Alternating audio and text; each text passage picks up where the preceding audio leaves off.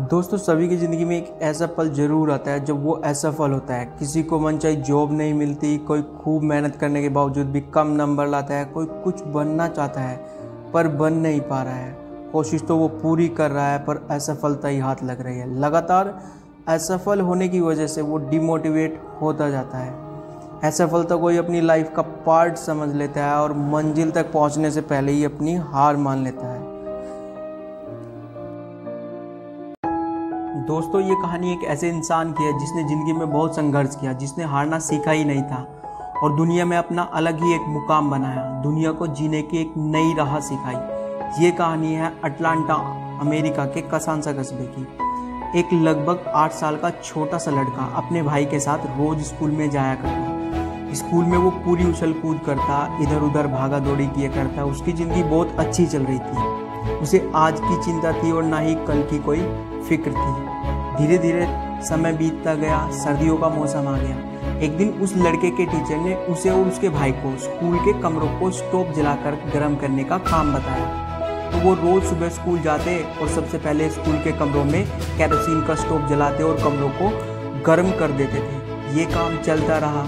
एक दिन किसी ने स्टोव में केरोसिन की जगह पेट्रोल डाल दिया। जैसे ही उस लड़के ने अगले दिन स्टोव को जलाया, तभी एक बहुत जोर का धमाका हुआ। उस धमाके में वो लड़का और उसका भाई बुरी तरह से झुलस गए। उसे और उसके भाई को अस्पताल में भर्ती कराया गया। अस्पताल में भर्ती करने के बाद उसके भाई ने अस्पताल में ही दम तोड़ दिया और वो छोटा लड़का बहुत बुरी तरह से जल गया। उसके पैरों का सारा मांस गलकर नीचे उतरने लगा। उसकी माँ को डॉक्टरों ने बताया कि उस छोटे बच्चे का बच पाना भी मुश्किल है।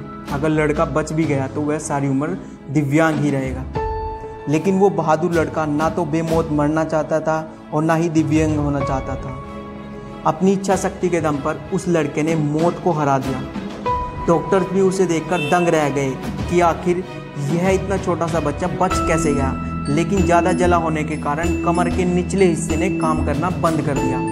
उसके पैर बहुत पतले थे और बेजान हो चुके थे। आखिरकार पूरे इलाज के बाद उस लड़के को अस्पताल से डिस्चार्ज कर दिया गया। डॉक्टर्स का कहना था कि ये लड़का कभी भी चल नहीं पाएगा, या तो इसे बिस्तर पर लेटा कर रखो या व्हील चेयर पर। ऐसे समय बीतता गया। उस बच्चे की माँ उसका सारा काम करती थी, उसे उठाती बिठाती और खाना खिलाती थी। लेकिन इन सब से वो लड़का खुश नहीं था। वो चलना चाह रहा था, अपने और दोस्तों के साथ घूमना चाह रहा था, स्कूल जाना चाह रहा था, लेकिन ऐसा कुछ हो नहीं रहा था। धीरे धीरे उस लड़के ने अपने आप ही बिस्तर पर बैठना शुरू कर दिया। कुछ दिन बीते। उस लड़के ने अपना पूरा मन बना लिया कि अब वो चलेगा, उठेगा और दौड़ेगा। धीरे धीरे उसने व्हील चेयर को छोड़कर जमीन पर ऐसे ही रेंगते हुए चलने लगा। कुछ टाइम के बाद उसने दूसरी चीज़ों का सहारा लेकर खड़ा होना शुरू कर दिया। उसने अपना पूरा फोकस बस इसी बात पर डाल दिया कि बस अब मुझे खड़े होकर चलना है, और उसकी मेहनत रंग लाई। अब वो धीरे धीरे बिना किसी सहारा के चलने लगा।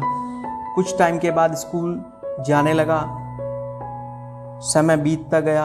अब वो स्कूल रोज अपने आप आता जाता और धीरे धीरे दौड़ने लगा था। वो अपने सपनों को एक रंग देना चाह रहा था, अपनी सारी इच्छाएं पूरी करना चाह रहा था। स्कूल खत्म होने के बाद उसने कॉलेज ज्वाइन किया। अब वो बिना किसी सहारे के कॉलेज आता जाता। धीरे धीरे उसने दौड़ने की प्रैक्टिस शुरू कर दी। घर के आसपास दौड़ लगाने लगा। उसके अंदर तो मानो अपने सपनों को सच करने की आग लगी हुई थी। अब उसने कॉलेज में एक ट्रैक टीम बनाई और दौड़ने लगा। अपनी मेहनत के दम पे उसने 1932 ओलंपिक में एक रेसर के रूप में अपनी पहचान बनाई और 1500 मीटर की रेस में चौथा स्थान हासिल किया। ये सब सिर्फ उसकी इच्छा शक्ति से ही हो पाया।